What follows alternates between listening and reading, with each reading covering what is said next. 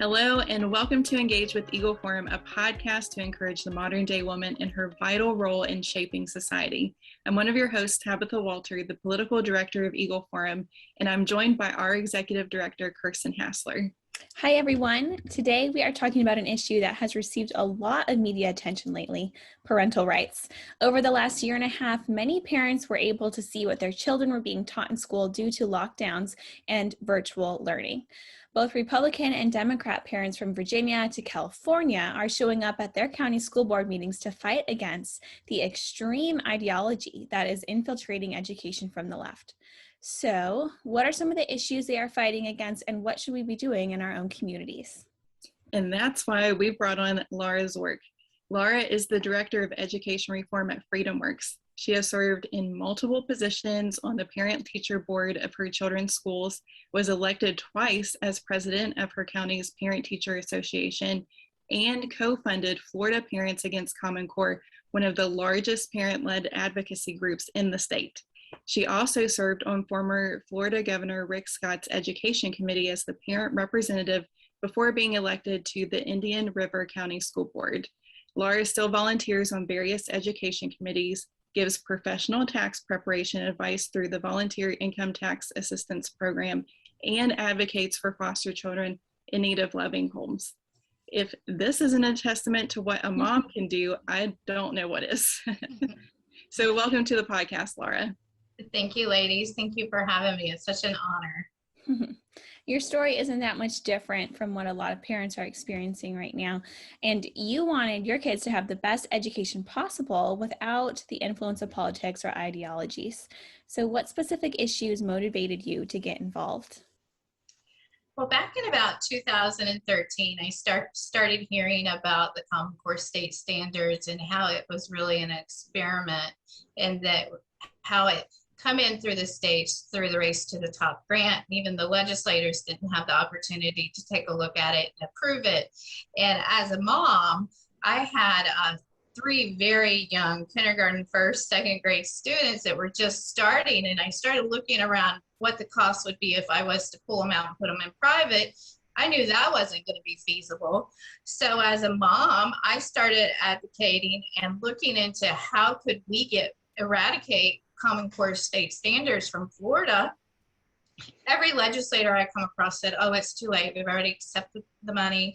Show up to school board meetings. They wouldn't even comment after I was there, and I spoke for 3 minutes, and it really was frustrating. And I just felt like my back was against the wall, but yet I wanted a quality education for my kids, because I know that's the foundation that they need to be successful as young adults.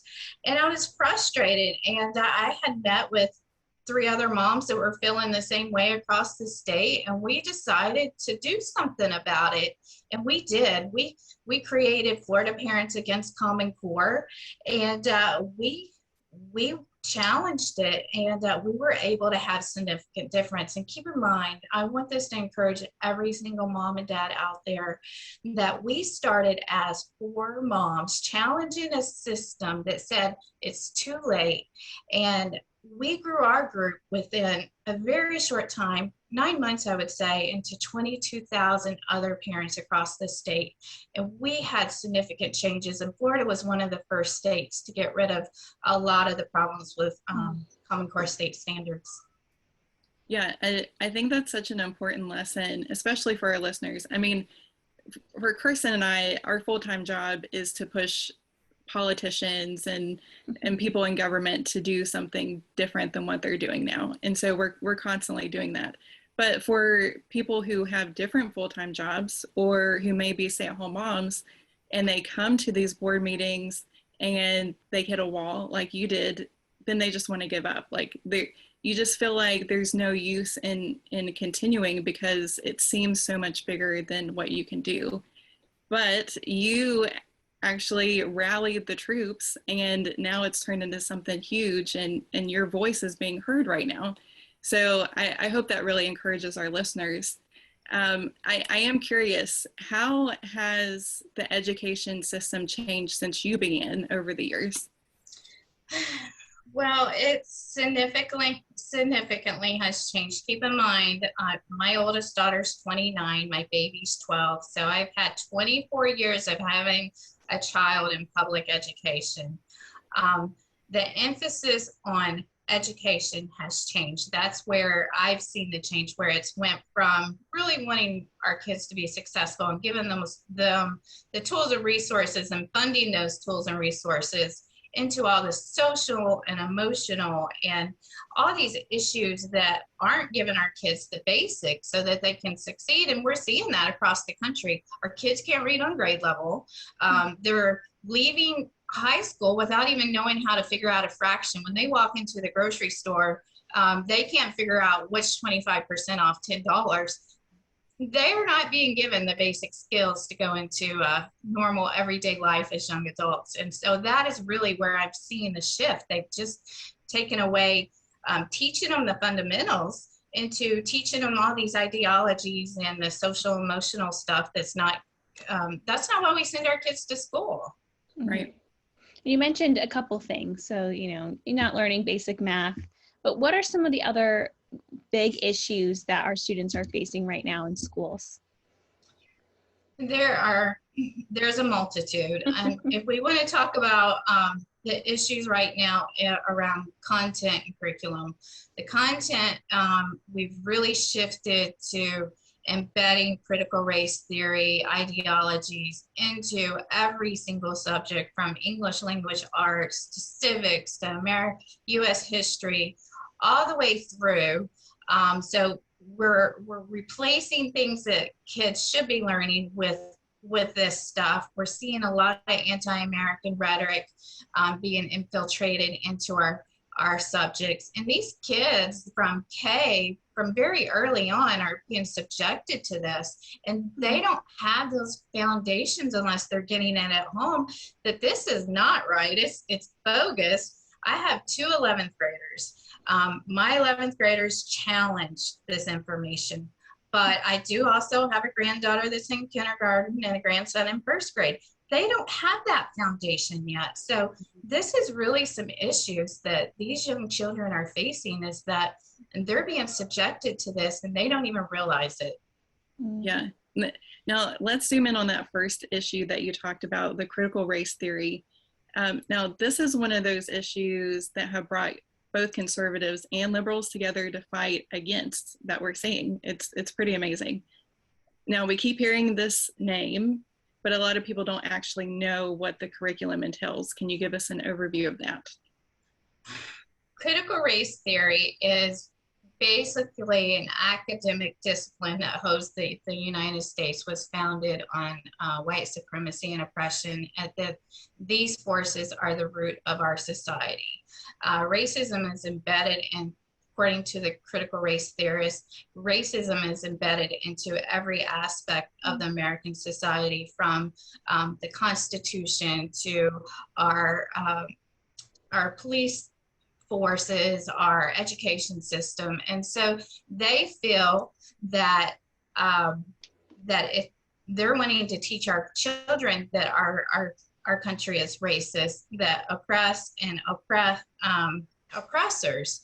So our white students are the oppressors of our Black and brown students. And so this is just some key terms that parents really need to look out for, because so many school districts across the country deny that they're teaching critical race theory. And that might partially be true. They're not calling it critical race theory, but there's key terms that they need to be looking for. If they're teaching any lessons on whiteness, white privilege, white fragility, oppressor, oppressed, intersectional, systemically racism. There's the newest one is spirit, murder, equity, anti-racism, collective guilt. There's so many names that it's going by, but it's at the end of the day, it's really about teaching our kids to really dislike each other based on the color of their skin. So obviously when parents push against this, they're going to get pushback from not only teachers, maybe the school district, but also, just our culture in general. Some are even called racist, and that's just not true. How can we combat this narrative as parents? Well, the first thing that we have to do is we have to not be afraid of the conversation. We know that they can't defend what they're teaching. So what's the reaction? They're going to try to shoot the messenger. They're going to try to really discredit the messenger by name calling. They're going to call you racist and all that, but you cannot be afraid to have the conversation and be able to really understand the facts of what it is.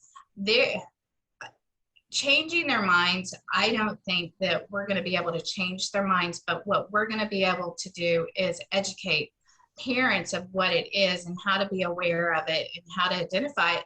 And not only should we be educating our parents of what critical race theory is and these ideologies, we as parents need to be having this conversation with our kids. This is what they're teaching. This is what it looks like. This is what mom and dad, how we see this. And if you see this in the classroom, I, as your mom, give you the right to get up and walk out of that classroom and call me or not participate in the lesson. So we have to also not empower our parents, but we have to empower our kids to stand up against this. Yeah, that's good. We had Dr. Carol Swain on our podcast last season, and she had such great information about critical race theory because she's been very outspoken against it, and she's super intelligent, very well spoken on this issue. And so I encourage our listeners to go back. We'll link that as well. But that is such a supplement to this episode to learn more about critical race theory. Now, in a broader sense, how can parents get involved in their areas on not only this issue, but maybe other issues that they're seeing coming down the pike in the school system?